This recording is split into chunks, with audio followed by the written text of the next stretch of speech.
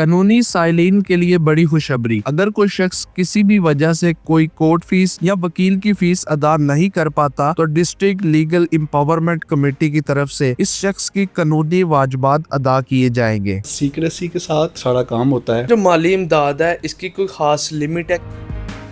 District legal empowerment committee, और ये एक ऐसी कमेटी है कि जो कि कानूनी साइलिन को जो कि किसी भी किस्म के माली जो है इमदाद हासिल करना चाहते हैं गवर्नमेंट की तरफ से या रियासत की तरफ से, तो उसके लिए ये कमेटी तश्कील दी गई है। तो मेरे साथ मौजूद हैं सियालकोट डिस्ट्रिक्ट बार एसोसिएशन के सेक्रेटरी चौधरी मोहम्मद अफजाल असलम साहब। तो आइए इनसे पूछते हैं कि आया ये कमेटी है क्या और ये किस तरह वर्क करती है। जी, ये law and justice commission of Pakistan का एक इनिशिएटिव है जो उन्होंने 2011 में एक रूल्स नोटिफाई करके पाकिस्तान भर के करीब 130 अजला में इन कमेटियों की जो है वो कॉन्स्टिट्यूशन की थी।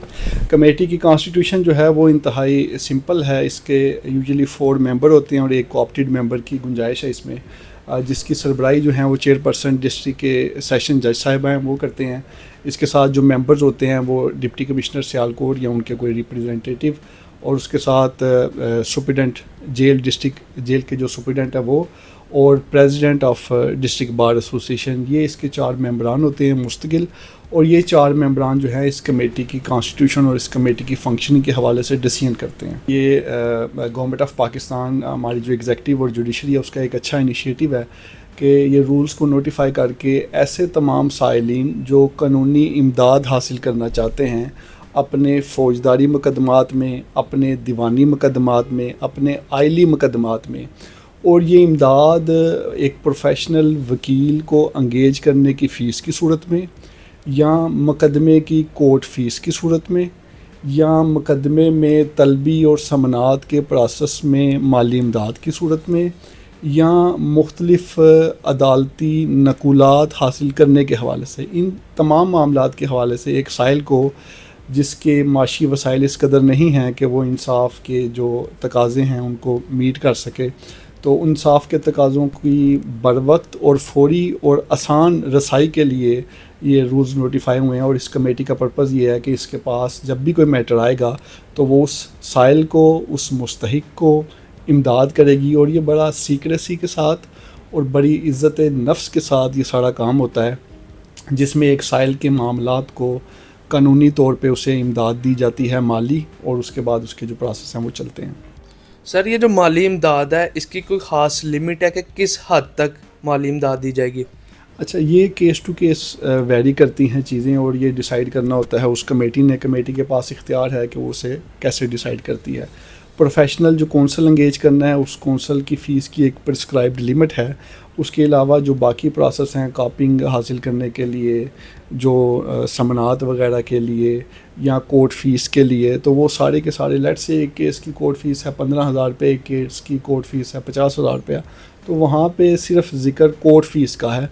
आगे जो डिसाइड करना है वो कमेटी ने करना है। और यूजुअली कोर्ट फ़ीस जब ये चीज़ इस्टेब्लिश हो जाए कि एक साइल की दरख्वास्त सच्ची है और उसके पास माली वसाइल इस कदर नहीं हैं कि वो अपनी कोर्ट फ़ीस पे कर सके, तो फिर कमेटी के पास ये जो है वो बियॉन्ड एनी लिमिटेशन जो है वो स्कोप है, वो कोई भी कोर्ट फ़ीस जो है वो पे कर सकते। ये जो कमेटी है इसका कोई ख़ास प्रॉपर ऑफिस होता है यहाँ पे डिस्ट्रिक्ट के अंदर, या ऑफिस नहीं होता, और अगर होता है तो सियालकोट में किस जगह पे?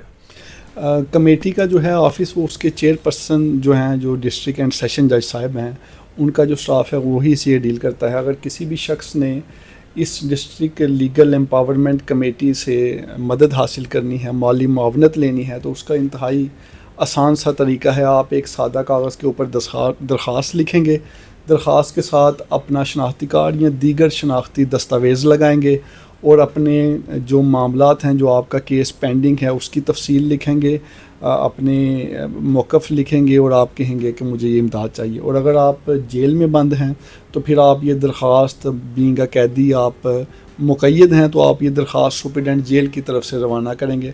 सुप्रीडेंट जेल आपकी उस दरख्वास्त को फॉरवर्ड कर देगा चेयरमैन साहब के पास, जो डिस्ट्रिक्ट एंड सेशन जज साहब हैं।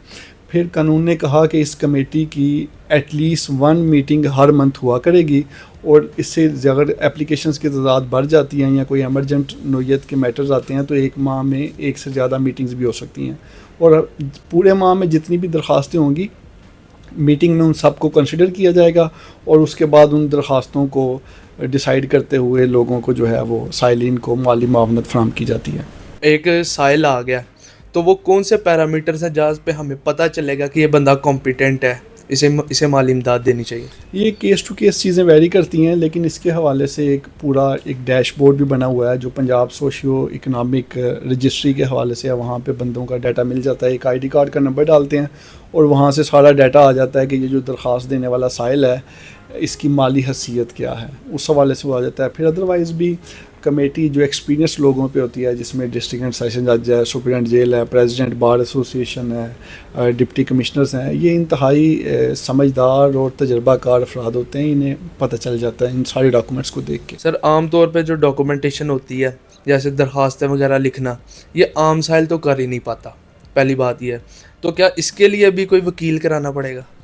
देखें, ये केस टू केस अगेन फिर वेरी करता है। अगर एक आपका सिंपल मैटर है और जो ये आप कह रहे हैं कि दरख्वास्त वाला, ये तो हमारी डिस्ट्रिक्ट बार एसोसिएशन में एक लीगल एड कमेटी है। वो हमारी लीगल एड कमेटी जो अपनी internal district bar association Sialkot की है, वो भी लोगों को ये इमदाद और मदद फराहम करती है कि मतलब कि डीबीए के अंदर एक और कमेटी है इस कमेटी के अलावा जो कि लीगल एड ऐसी है। डिस्ट्रिक्ट बार एसोसिएशन सियालकोट का हमेशा ये खासा रहा है कि वो लोगों की माली मावनत और कानूनी इमदाद के हवाले से हर मुमकिन कोशिश करते हैं कि इंसाफ के हसूल में जो मुश्किलात हैं वो कम से कम की जा सकें। तो डिस्ट्रिक्ट बार एसोसिएशन के जो इंटरनल लीगल एड कमेटी है, वो ये ऐसे पैटी मैटर्स होते हैं उनमें लोगों को गाइड करती है।